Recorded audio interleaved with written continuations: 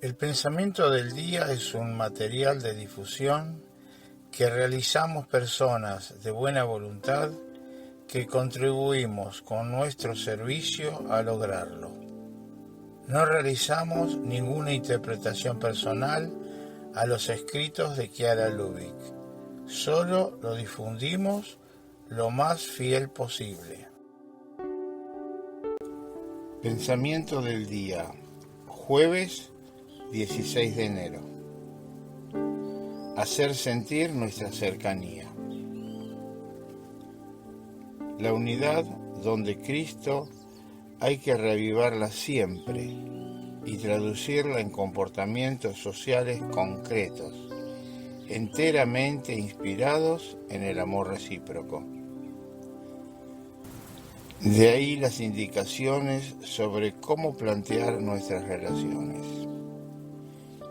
Benevolencia, querer el bien del otro, es hacerse uno con él, acercarnos a él completamente vacío de nosotros mismos, de nuestros intereses, de nuestras ideas, de tantos prejuicios que nos nublan la mirada, para cargar sus pesos, sus necesidades, sus sufrimientos, para compartir sus alegrías.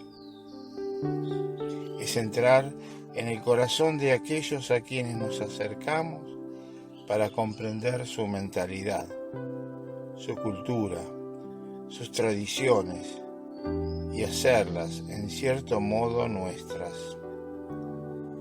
Para entender de verdad lo que necesitan y saber acoger esos valores que Dios ha depositado en el corazón de cada persona.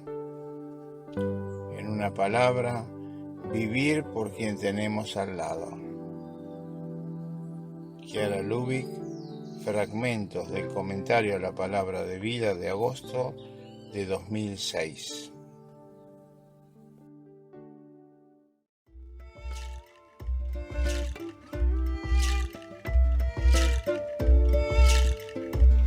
Palabra de vida, enero de 2025. ¿Crees esto? Evangelio de San Juan, capítulo 11, versículo 26.